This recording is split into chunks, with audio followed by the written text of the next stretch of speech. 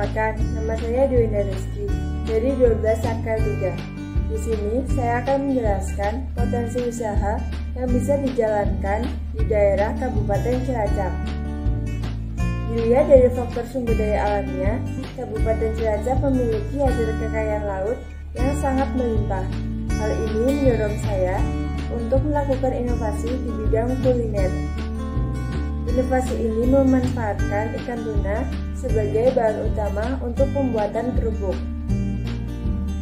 Tujuan didirikannya usaha ini yaitu 1. Membuka lapangan pekerjaan. 2. Menanamkan sikap kewirausahaan. 3. Menerapkan pelajaran ekonomi bisnis. 4. Pemanfaatan sumber daya alam yang ada dengan tetap menjaga kelestarian lingkungan. 5. Menjadikan usaha yang berkualitas dan mampu bersaing di pasaran. Untuk menarik konsumen, nama usaha harus unik. Di sini saya menamakannya dengan kerupuk tuna ngapak, di mana kata ngapak ini berasal dari tutur bahasa orang Cilacap sehari-hari. Dengan nama unik ini, diharapkan masyarakat dapat mengenalinya dengan mudah. Untuk lokasi usaha akan dipasarkan secara online dan offline. Untuk pemasaran secara online, di sini saya menggunakan media sosial seperti Instagram, Facebook, dan WhatsApp. Untuk pemasaran secara offline, di sini saya akan menggunakan mobil keliling dengan syarat lokasi harus strategis, mudah dijangkau oleh konsumen, dan ramai. Dalam aspek pasar dan pemasaran terdapat bauran pemasaran atau marketing mix dan analisis SWOT. Yang pertama, saya akan menjelaskan tentang bauran pemasaran atau marketing mix tentang produk ini. Bauran pemasaran terdiri dari produk, price, place, dan promotion. Pertama, produk. Produk kerupuk tuna ngapak ini memiliki kandungan kalsium yang tinggi, sehingga menjadikan makanan ini sebagai makanan ringan yang bergizi. 2. Price. Harga ditetapkan berdasarkan bahan yang digunakan, berat kemasan, dan varian rasanya.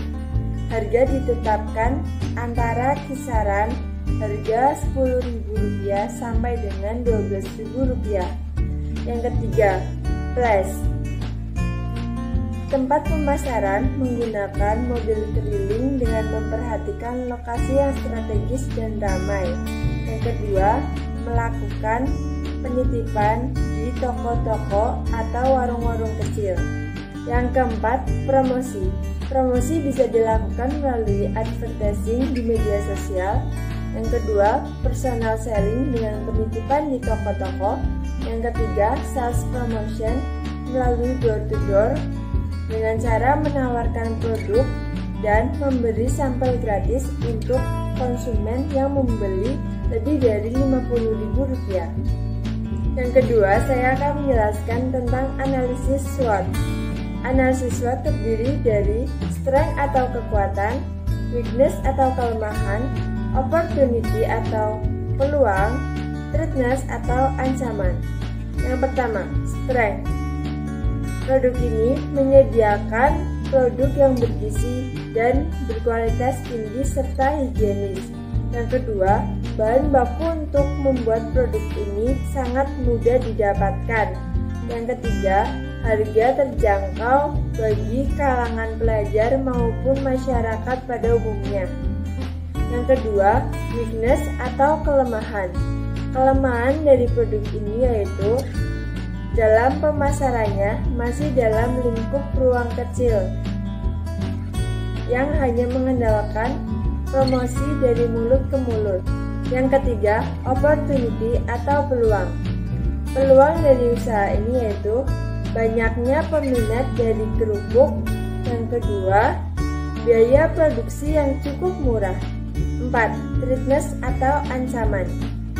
Ancaman usaha ini yaitu yang pertama, adanya pesaing dalam skala besar. Yang kedua, harga bahan baku yang semakin mahal. Yang ketiga, terjadinya perubahan selera pada masyarakat. Yang keempat, adanya sikap konsumen yang acuh terhadap produk baru. Lalu, pada aspek teknis dan teknologi, terdapat bahan baku dan cara memperolehnya. Yang kedua, peralatan.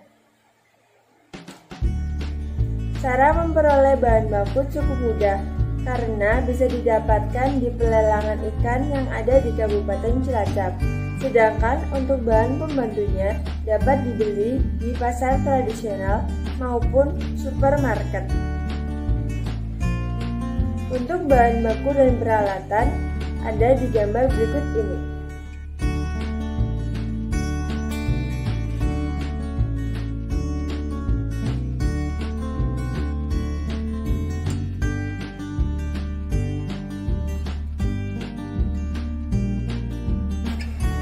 Yang terakhir, tentang perhitungan keuangan. Di sini saya akan menjelaskan tentang perhitungan mengenai biaya produksi, harga pokok penjualan, harga jual, dan perhitungan keuntungan. Yang pertama, perhitungan biaya produksi. Biaya produksi didapat dari biaya bahan baku ditambah biaya peralatan ditambah biaya operasional lainnya. Yang kedua, menghitung harga pokok penjualan. Harga pokok penjualan didapatkan dari biaya produksi dibagi dengan jumlah produk yang dihasilkan. Yang ketiga, menghitung harga jual.